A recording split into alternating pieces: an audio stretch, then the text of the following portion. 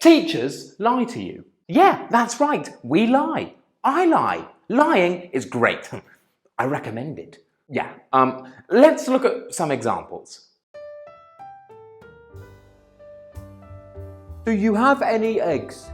I don't have any eggs. Do you have any apples? I don't have any apples. Do you have any friends? I don't have any friends. Just joking, I really don't have any friends.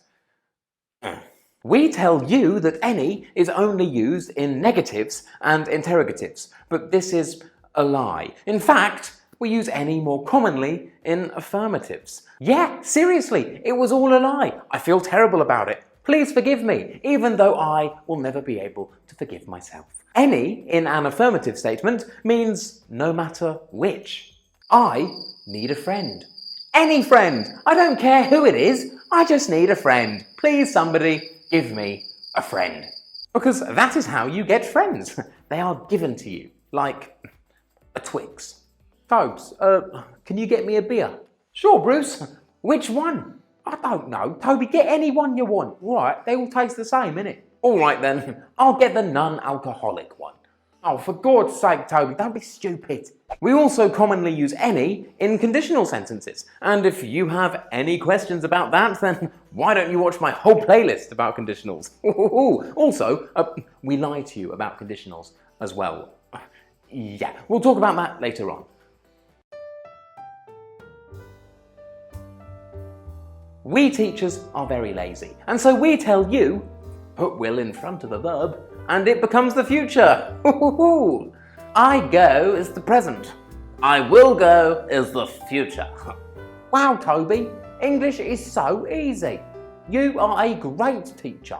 But then we start introducing conditionals and students start making mistakes. They say things like, if it will be raining, I won't play football. But it's our fault, because we've told you that will makes the future, and if it will be raining is the future. So what's the problem? We don't say if plus will to talk about the future. We say if plus a present tense to talk about the future. Right? Right. We don't say when plus will to talk about the future. We say when plus the present to talk about the future. Right? Right. The reality is, every present tense can refer to the future. And when we use will, we're not always talking about the future. Good God, this is terrible. I want to die. I have lied to literally thousands of people. There are thousands of people walking around right now thinking they are a genius because will means the future, because Toby told me. Well, you know what? Toby was lying. There's a video right here explaining why. Learn all about will. It's really, really interesting.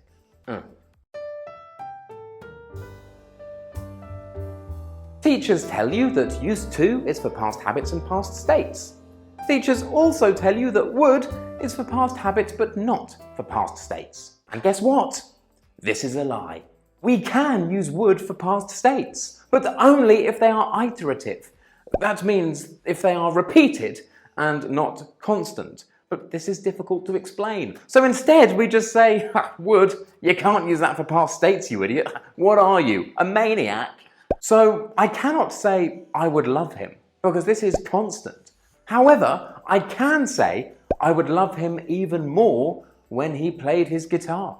This is because the second example is repeated and not constant. And if you want to learn even more about this, and I'm sure you do because it's really interesting, I have a video about it right here. Also, we normally tell you that would is the more formal form of used to. And that's also not true. In fact, there is loads of research to show that we use would in spoken English to talk about past habits and past states more than we use used to.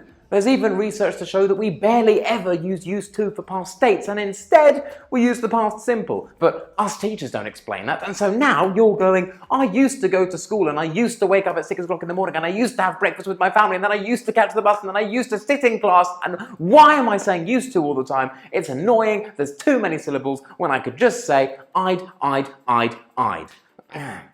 Yeah. So, you should learn how to use both used to and would. Cool? Cool. Oh, and do you know what else you should do? You should learn to appreciate Coobs, someone, Paula, Monica! Oh my god, me? No, not you, you idiot.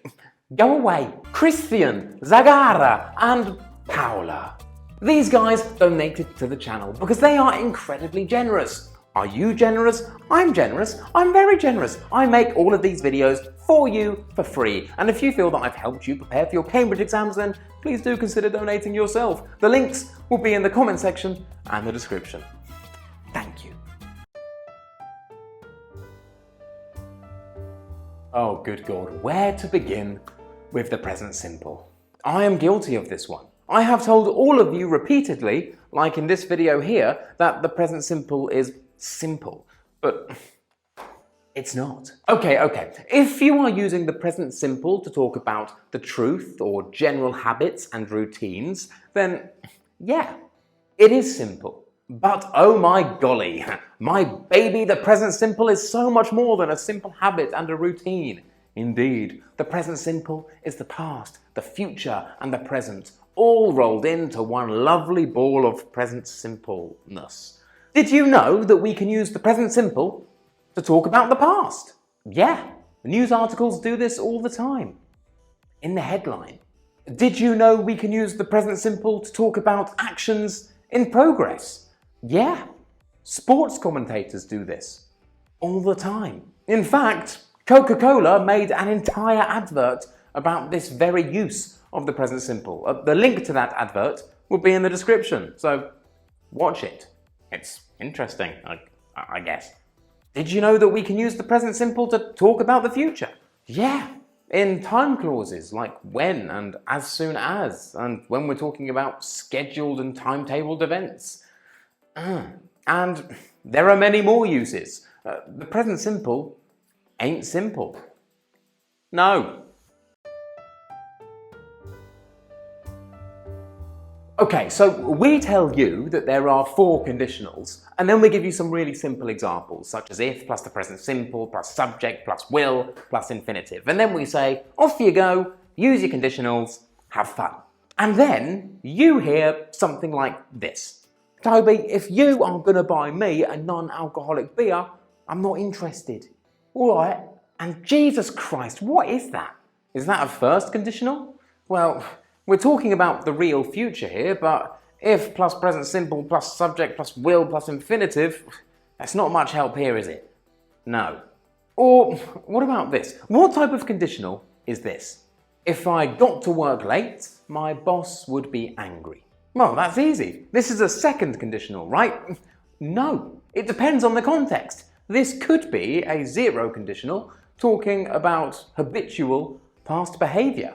Yeah, okay, so what is the point in all of this? Why am I telling you that us teachers lie? Well, because English is complicated, and often we are employed to help you pass an exam, and so we tell you some nice, friendly lies to help you do that. But this raises the question, should we, as teachers, lie to you to make your lives easier? Or are we going to burn in eternity for it? I don't know. I mean, let's be honest. Is me telling you that you can use would for states if they are iterative and not durative going to help you pass the B2 first exam? No, not really. No. However, is me telling you that you cannot use would for past states going to confuse you at some point? Well, probably, yeah, eventually. Perhaps making things easier for you in the short term will make things more difficult in the long term. No, seriously, what do you guys think? Let me know in the comments. And with that, we are finished. I'm a teacher, teachers lie, and that is terrible. Or maybe it's not. I don't know. I'm ignorant. If you liked the video, don't forget to smash that like button, subscribe if you haven't already, leave a comment down below. My name is Toby, and this was Smash English.